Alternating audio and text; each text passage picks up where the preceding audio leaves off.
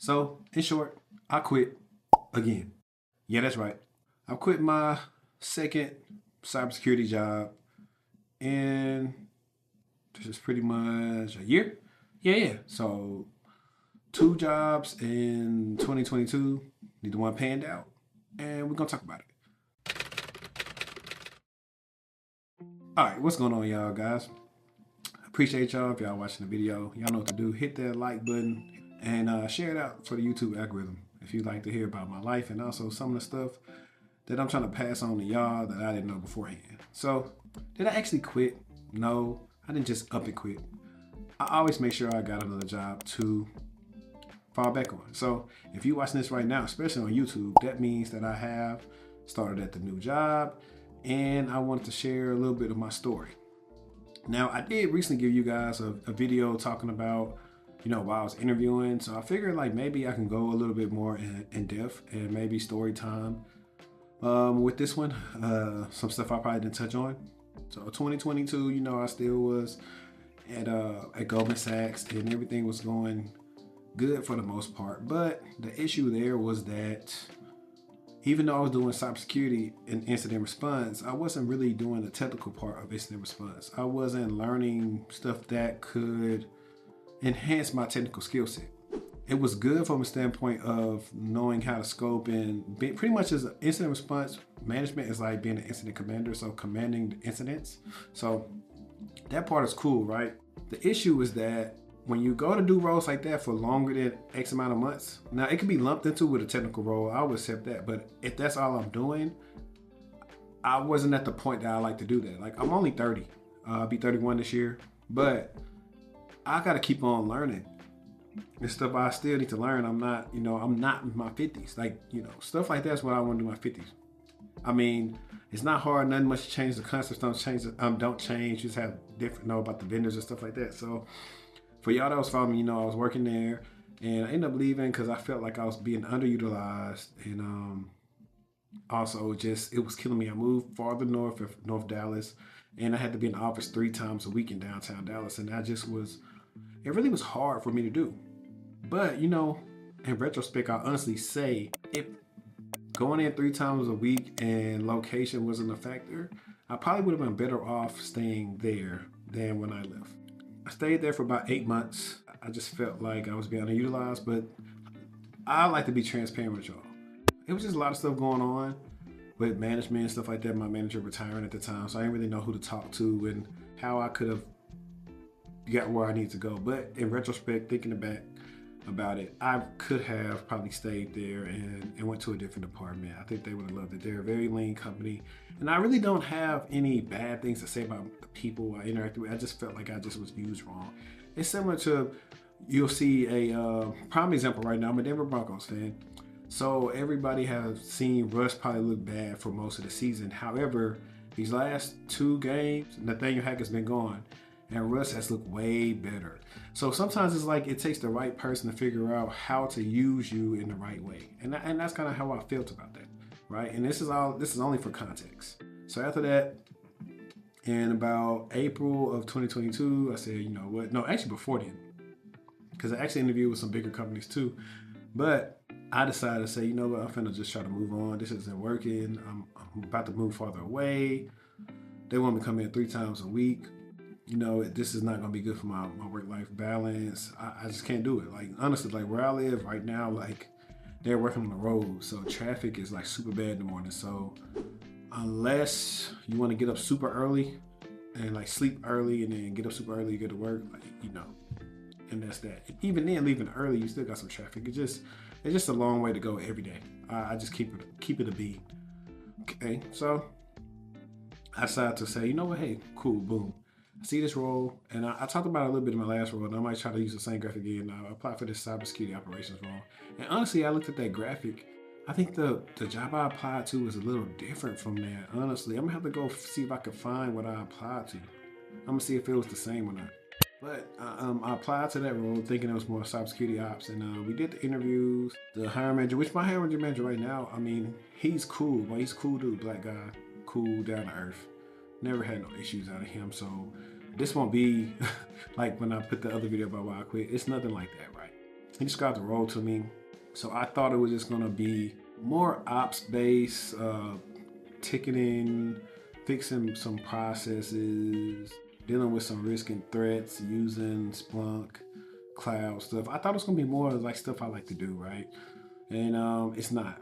I get there the first week and two, and they just kind of talk about the stuff they're looking at, and I was like, "What is this stuff?" Like, I haven't felt lost in the job in a while, and so they're talking about all these different things, and then I kind of find out, oh, this is more compliance. You guys have all these CP numbers. You're using tools like Verum and Archer, and we're talking about risk to the firm and all the different lines of business, that connected to, and we're using SQL, like doing a lot of data analytics, and using a lot of numbers to try to prove stuff, which is fine if that's what you like to do, but for me, it's not what I wanted to do, and it kind of driving me bonkers, man. Like, for real, it's like, I really tried to take notes and do the calls and listen to people, and it just wasn't,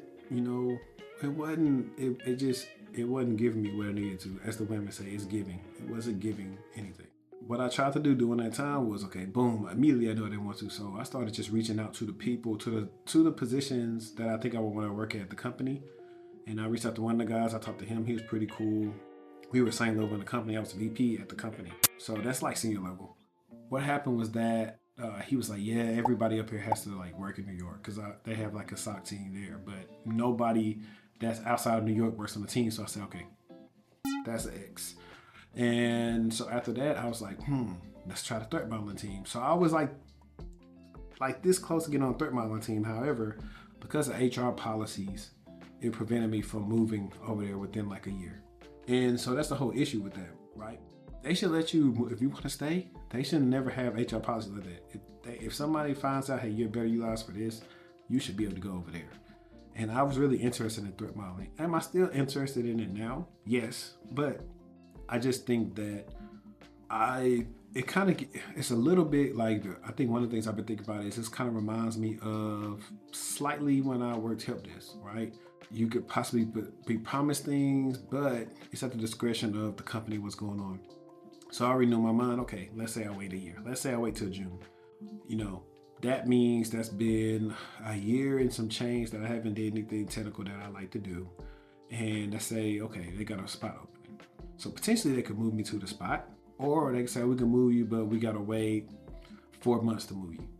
So I know how this game goes. So I didn't really want to do that just because I'm like, nah, I'm not gonna play Russian roulette with it. I need to get back into technical roles to pretty much enhance my skill set again. Like I have to feel like I know this, and I share this with you because you guys see me on a podcast. I always make sure to give you guys content, but it really is a struggle sometimes to do other things because I wasn't feeling the best.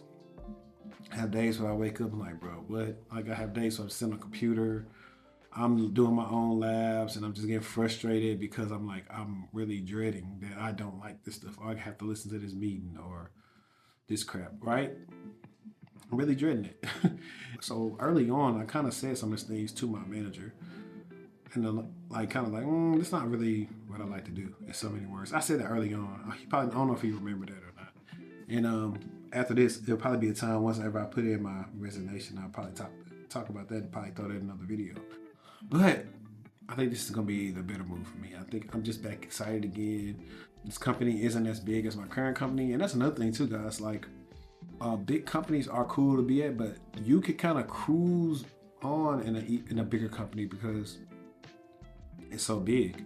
But if you go to like a company that's a little smaller, you get a chance to have a bigger impact and have more things to say. And I think, and that's also, it's like, yes, I kind of had some achievements for this role on my job, but it's not really achievement. I don't feel like I achieved anything, to be honest. It's like, it's just different, right?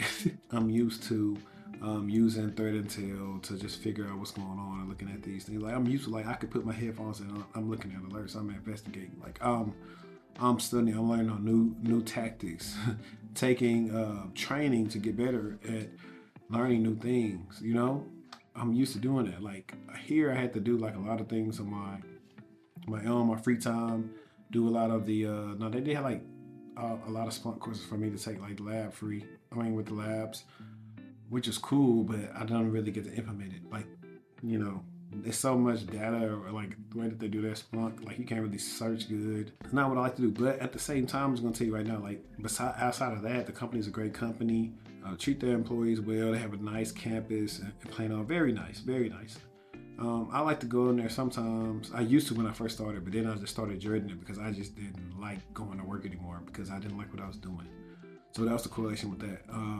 They got like food and stuff there. They try to do different events. They have events for black people and all the other different races that work for the company. So they do try to cater to the different people that work there. I will say that. So I would say that they do try to cater to the people that they work for. But all in all, I gotta tell you, and I think I said this, shout out to Jermaine Murray. You play for the name of the team on the front. You're loyal to the name on the back. And getting laid off, what was that, 5 years ago now, taught me, hey, always trust your gut. Be loyal to yourself, because when stuff goes bad, they're going to do what's best for them. And so I have to do what's best for me in my career. I have to do what makes me happy. And, when I eventually talk to them, I hope that they feel the same way. Because my good managers in the past have never been mad at me for leaving. They're like, I understand, man. And you know what? And I'll probably come back and tell you guys, he might say, I could probably tell, you were trying, but this just wasn't for you, And he might very well say that just because he's old enough to be he's probably around my dad's age. But like I said, cool dude. Everybody's cool. Even the team, it's a different team. I'm the youngest person on the team. So it's a different team, but all in all, it's still a cool team. So it wasn't the people. It's just strictly I didn't like what I was doing. I could not have another month of not doing what I like to do. And that's why I'm going back to what I was saying in the interview video. It's yes, this is probably the biggest salary base that I've ever made. But that doesn't mean anything if you're not that happy. And if I was to tell y'all, what it was, and some people don't make that, they're like, man, what? I go to work every day happy. Yeah, you would eventually till you realize this don't fulfill you. And that's the thing you got to realize. Everybody's talking about, get to the bag, get to the bag, get to the bag. Yeah, but try to find a bag in something that you like to do. Because if not, it's always going to be a part of you that feel like it's not fulfilled. And eventually it'll get to you.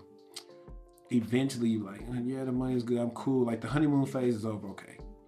I need to do something I really like, because when I don't like what I'm doing, I'm more irritable, my mood is not as good.